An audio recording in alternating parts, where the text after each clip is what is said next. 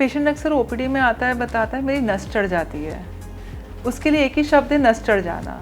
अब वो नस चढ़ना may be A muscle spasm, may be A muscle cramp, may be actually blood circulation का प्रॉब्लम है। जो सबसे खतरनाक है ब्लड सर्कुलेशन की वजह से, क्योंकि जो खून में थक्का बना है वो थक्का अगर ब्रेन में चला गया तो स्ट्रोक भी कर सकता है। अक्सर क्रैम्प शॉर्ट लिव्ड होता है, आया चला गया, लेकिन स्पैज़म लंबा रहेगा। जैसे एक के ऊपर एक उंगली चढ़ गई, पैर टेढ़ा हो गया, पूरा अजीब सा ऐसे अंदर की तरफ हो गया, हाथ अंदर की तरफ हो गया, हाथ में भी क्रैम्प्स कॉमन है। पानी कम पी रहे हैं, डिहाइड्रेटेड हैं, तो क्रैम्प्स जल्दी आएंगे। क्रैम्प में हमने स्ट्रेच नहीं करना है, ये ध्यान दें। सेहतनामा में आज बात क्रैम्प्स यानी ऐंठन क्यों पड़ती है, कड़वल भी हम बोलते हैं इसको कॉमन भाषा में। ऐसा क्यों होता है? क्योंकि कई बार आप स्पेशली विंटर्स में, सर्दियों में आप देखोगे पैरों की उंगलियां एक के ऊपर दो उंगलियां एकदम से स्टिफ हो जाती हैं, फिर दर्द भी होता है, पैर नीचे नहीं रखा जाता। तो ये होता क्यों है और इसका इलाज क्या है? डॉक्टर हर्षनीत हमारे साथ है, वो बताएंगी। So welcome to Sehatnama, to our show. And बहुत सारे वीडियोस हमने आपके साथ बनाए हैं, बहुत सारे अलग अलग टॉपिक्स पर, knee arthritis, cervical pain, Kegel exercises, walk क्यों करनी चाहिए, आप वो सब देख सकते हैं। बहुत पॉपुलर वीडियो हैं, ज़रूर देखिएगा। सो क्रैम्प्स पे आज हम बात करते हैं। क्रैम्प्स एक्चुअली आपकी लैंग्वेज में क्या है? पेशेंट अक्सर ओपीडी में आता है, बताता है मेरी नस चढ़ जाती है। उसके लिए एक ही शब्द है, नस चढ़ जाना। अब वो नस चढ़ना may be A muscle spasm, may be A muscle cramp, may be actually blood circulation का प्रॉब्लम है। तो अक्सर लोग उसको रिलेट करते हैं कि शायद मेरे पैर में पूरा जो ब्लड फ्लो है, जो रक्तचाप है, वो बराबर नहीं जा रहा है। तो यहाँ पे तीनों चीज़ों का डिफरेंस पता होना चाहिए, जिसके हिसाब से आप खुद उसको सही तरीके से घर पे मैनेज कर सकें। यानी कि क्रैम्प्स जो कड़वल होता है, जिसको आम भाषा में बोल देते हैं ऐंठन होना, हाँ वो अलग चीज़ है। हाँ जी। नस चढ़ना अलग चीज़ है। स्पैज़म आप कह रहे हैं इंग्लिश में, वो अलग चीज़ है। और एक जो ब्लड सर्कुलेशन से हो रहा है वो अलग चीज़ है ना। तो मैं सबसे पहले, जो सबसे खतरनाक है ब्लड सर्कुलेशन की वजह से, जो अक्सर वेरिकोज वेन्स के पेशेंट होते हैं, या जिनका कोई हार्ट डिसीज़ हो, हार्ट की बीमारी रही हो या लंग की बीमारी रही हो, तो उनमें ये बहुत खतरनाक हो सकता है। तो उसमें अक्सर वो खून का थक्का बन जाता है नीचे पिंडलियों की ब्लड वेसल्स में, जिससे पेशेंट को बहुत शार्प पेन आता है, जो कि एक मसल क्रैम्प की तरह दिखता है। लेकिन वो क्रैम्प और वो ब्लड सर्कुलेशन की वजह से, उसमें आप कैसे डिफ्रेंशिएट कर सकते हैं? जब आप उस हिस्से को हाथ लगाएंगे वो दुखेगा, वो गर्म भी हो सकता है, सूजन आ जाएगी, नीला भी पड़ सकता है, पैरों में सूजन एकदम से बढ़ जाएगी। और खासकर जो ब्लड सर्कुलेशन वाला क्रैम्प होता है वो लंबा रह जाता है, 7-8 घंटे में भी लॉन्ग। अगर इतना ज़्यादा रह रहा है और ये आपको गर्माइश फील हो रही है, उसमें लाली दिख रही है, स्किन पे चेंजेस दिख रहे हैं, तो दिस इज़ इमरजेंसी। आप इमीडिएटली अपने डॉक्टर के पास पहुँचें और इसका इलाज कराएं, क्योंकि जो खून में थक्का बना है वो थक्का अगर ब्रेन में चला गया तो स्ट्रोक भी कर सकता है, या वो लंग हैमरेज भी कर सकता है। तो it is very dangerous. So one has to understand, ये समझना ज़रूरी है कि जो हम ऐंठन समझ के बैठे हैं वो कहीं हमारा वाकई में ब्लड सर्कुलेशन में एक थक्का बनने की वजह से तो नहीं है। तो ये इमरजेंसी है, इसमें पेशेंट कई बार कोलैप्स भी कर जाते हैं। अब आती है बात रूटीन स्पैज़म और क्रैम्प की। नस चढ़ना, जैसे एक के ऊपर एक उंगली चढ़ गई, पैर टेढ़ा हो गया, पूरा अजीब सा ऐसे अंदर की तरफ हो गया, हाथ अंदर की तरफ हो गया, हाथ में भी क्रैम्प्स कॉमन है, थाई में इतने हो जाते हैं कि बंदा खड़ा ही नहीं हो पाता, वहीं के वहीं बैठा रह गया, या फिर पैर सीधा करना मुश्किल हो रहा है क्योंकि काफ में क्रैम्प्स आ गए। क्रैम्प्स और स्पैज़म में जो सबसे पहले हमें ये देखना है कि ये शुरुआत कैसे हो रहा है। क्रैम्प्स हमेशा आपको एक थोड़ी थोड़ी वार्निंग दे के आएगा। वो बात अलग है, हम काम में व्यस्त होते हैं, कुछ और काम में बिजी होते हैं, या कहीं हमारा ध्यान नहीं है तो हम उसको पकड़ नहीं पाते। लेकिन स्पैज़म रैंडम स्पॉन्टेनियस झटके से हो सकता है ना। ये सबसे बड़ा फ़र्क है। जैसे कई बार पेशेंट बताएगा मैं रात को सोया, सुबह उठा, पता नहीं गर्दन मेरी चली नहीं, उठी नहीं, गर्दन ही अकड़ गई, या मेरा लेग फ्रीज हो गया, उठा ही नहीं, इतनी ज़ोर से क्रैम्प आया। हुआ स्पैज़म था, लेकिन वो कहते हैं उसको क्रैम्प, ठीक है। लेकिन क्रैम्प में वो कुछ ना कुछ एक आपको इंडिकेशन देगा आने से पहले। अक्सर क्रैम्प शॉर्ट लिव्ड होता है, आया चला गया, लेकिन स्पैज़म लंबा रहेगा। वो एक दिन है। अगर आपका कड़वल या क्रैम्प या ऐंठन है तो वो थोड़ी देर में ठीक हो जाएगी, few seconds. अच्छा कुछ सेकंड में, few seconds or few minutes, अक्सर देखा है कि इस जो कड़वल है, जो क्रैम्प्स है, वो पैरों में हाँ, इसमें लोकेशन का भी फर्क होता है। क्रैम्प्स अक्सर पैरों में, थाई, इधर पैरों की उंगलियों में। उंगलियां थोड़ी सी टेढ़ी हो जाती हाँ। है, एकदम से चढ़ जाती है और एकदम से दर्द होता है, फिर हम उसको हाथ से थोड़ा सीधा करते हैं तो आप खड़े हो पाते हो। अक्सर ऐसा ही सिम्टम्स होता है। अगर आप अपने क्रैम्प के रीज़न को पकड़ लेंगे ना तो उसका इलाज आप ठीक से कर पाएंगे, घबराएंगे नहीं, है ना। अब जैसे मैंने कहा कि जो क्रैम्प है उसमें लोकेशन अक्सर थाई में, पिंडलियों में, पैरों की उंगलियों में, हाथों में बहुत कॉमन है क्रैम्प। पीरियड्स के वक्त पेट में क्रैम्प आना बहुत कॉमन है। प्रेगनेंसी में पेट के निचले हिस्से में क्रैम्प्स आना कॉमन है।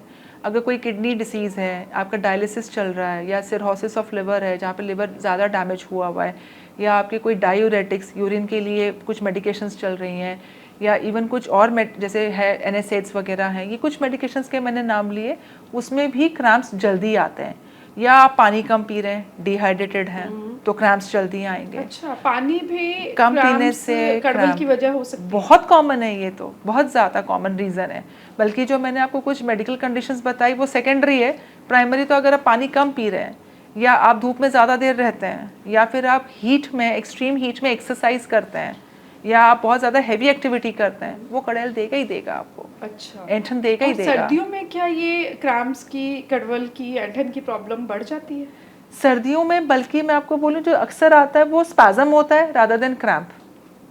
अगर आपकी कोई पीछे से कोई डिसीज़ नहीं है, मान लीजिए अगर आपका कोई बहुत ज़्यादा डिहाइड्रेशन नहीं है, इलेक्ट्रोलाइट इम्बैलेंस नहीं है, जहाँ हम कहते हैं कि विटामिन की कोई कमी नहीं है, तो वो स्पैज़म ज़्यादा होता है बजाय क्रैम्प के, जो कि पेशेंट अक्सर कंफ्यूज होकर उसको क्रैम्प बोल पड़ता है। सर्दी में अक्सर देखा गया जब आप सोने लगते हो रात को, बिस्तर पर हो और एकदम से पैर की नस, पैर की उंगलियां जो है वो स्टिफ हो जाती है ना, तो हमें लगता है वो क्रैम्प है। और पर वही हो रहा है ना, हो क्या रहा है, और पेशेंट उसको, क्योंकि क्रैम्प बोलना आसान है ना, तो फट से बोलेगा क्रैम्प आ गया, ऐंठन हो गई, कड़ैल पड़ गई।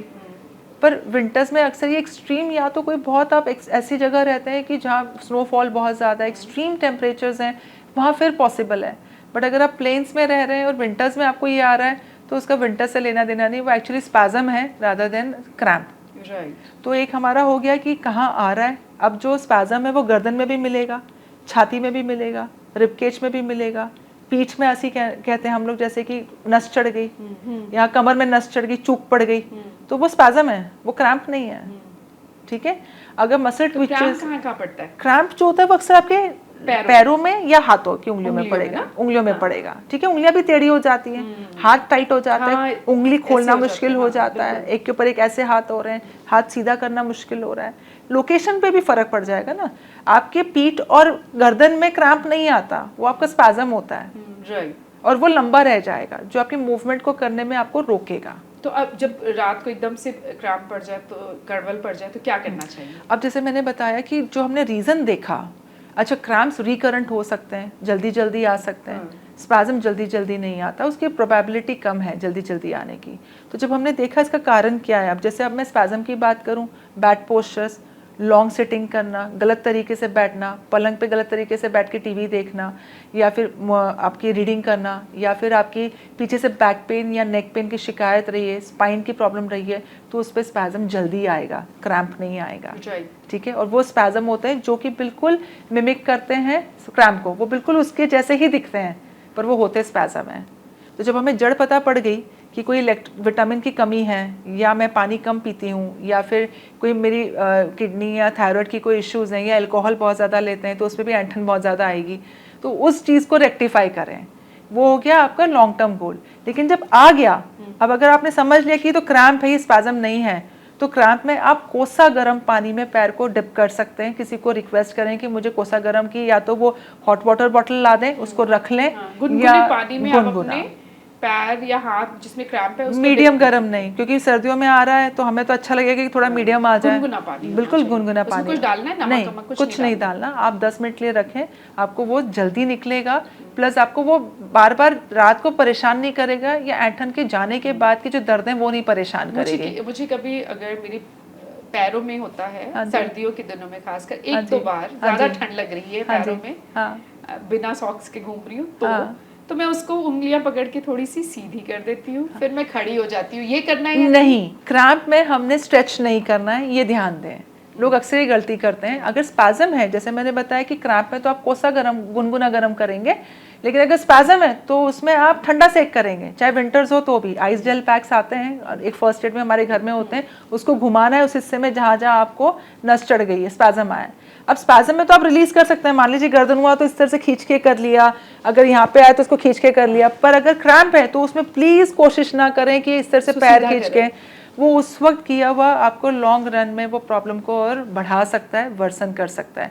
तो उसमें सिर्फ रेस्ट करें, जहाँ हैं आप। अगर आप खड़े तो खड़े रह जाएं, आपको लगता है बैठने से आराम मिलेगा तो बैठ जाएं, लेटने से आराम मिलेगा तो चाहे ज़मीन पे ही लेट जाएं आप, लेकिन उसमें प्लीज़ कोशिश ना करें कि उंगलियों को सीधा ज़बरदस्ती करने की।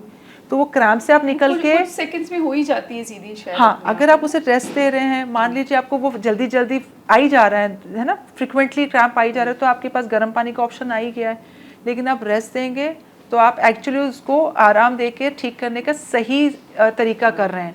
लेकिन कई बार मैंने लोगों से सुना है, सेकंड उंगली खींच लो, अंगूठे को जोर से खींचो, टांग को खींचो, तो वो हो सकता है क्रैम्प आप रिलीज़ कर देंगे। लेकिन जो पीछे से लंबी नर्व्स आ रही हैं स्पाइन की, वो खींचने से आपका एक वो लगातार कंटिन्यूस लेग पेन या बैक पेन में कन्वर्ट हो सकता है। तो मसल क्रैम्प में आपने कोई भी स्ट्रेचिंग नहीं करनी है, लेकिन अगर स्पैज़म है तो उसमें आप स्ट्रेचिंग करके उसको रिलीज़ कर सकते हैं। अगर स्पैज़म में बार बार स्ट्रेचिंग करने की नौबत पड़ रही है, बार बार आप जैसे गर्दन इस तरह से हिलाई जा रहे हैं या कमर में चुक पड़ रही है, उसको सेट कर रहे हैं, तो वो बहुत सही टाइम है आप अपने फिजियो को मिलें और उसमें कुछ ट्रीटमेंट करा के, कुछ सेशंस मैनुअल थेरेपी के करके उसको रेक्टिफाई करें, बजाय खुद से उसको ठीक करने के। राइट। और कुछ कमियों की वजह से भी ये हाँ, बहुत कॉमन हैं? है। विटामिन की कमी से बहुत कॉमन है, जैसे B12 की कमी हो गई, विटामिन डी की कमी हो गई। अब मैंने कई लोगों को देखा कि क्रैम्प की प्रॉब्लम आ रही तो B complex over the counter बहुत कॉमनली मेडिसिन मिलती है। बी कॉम्प्लेक्स की एज सच इतनी प्रॉब्लम नहीं है, बट स्टिल अगर आपको बार बार ये मेडिसिन लेने की ज़रूरत पड़ रही है तो मैं आपको रिक्वेस्ट करूँगी आप अपने एक डॉक्टर को पूछ के ही बी कॉम्प्लेक्स भी खाएं, सिर्फ एक मेडिसिन की शॉप से लेके डायरेक्टली ना खाएं, क्योंकि हर दवाई के अपने साइड इफ़ेक्ट्स होते हैं। और विटामिन की कमी आ रही है तो अपने फल बढ़ाएं, आपकी जो न्यूट्रिशन में आपके रिसोर्सेज डाइट में मॉडिफिकेशन करें, प्लस वाटर इनटेक बढ़ाएं। वाटर इनटेक इज मस्ट, बहुत जरूरी है। सर्दियों में अक्सर हम पानी पीते ही नहीं हैं, प्यास का इंतजार करते होते हैं कि प्यास लगेगी तो हम पानी पिएंगे। विंटर्स में तो वैसे ही प्यास आपको लगेगी नहीं, तो आपने कोशिश करनी है हर 45 मिनट्स में आपने पानी पीना ही पीना है, चाहे प्यास लगे ना लगे। तो आपका सबसे पहला इंडिकेशन पानी की तरफ जाना चाहिए। अब पानी का सब्स्टिट्यूट जूस, लस्सी, दही ये सब नहीं हो सकता। पानी मतलब पानी, प्लेन पानी, कोई कोकोनट वाटर ये उसका सब्स्टिट्यूट नहीं होगा, खासकर जब आप क्रैम्प्स के लिए बार बार विक्टिम हो रहे हैं। लेकिन अगर किडनी की बीमारी है, कोई आपको लिवर डिसीज़ है, तो उसमें डॉक्टर से पूछ के अपने पानी की मात्रा बढ़ाएं, अपने आप से पानी ना बढ़ाएं, वो भी बहुत ज़रूरी है।